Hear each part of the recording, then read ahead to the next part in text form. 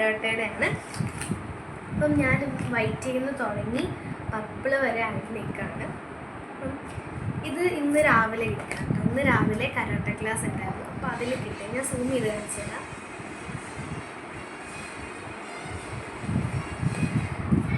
അപ്പം കുറേ സർട്ടിഫിക്കറ്റും ബെൽറ്റൊക്കെ ആയി. അപ്പം സോ ഹാപ്പിയാണ്.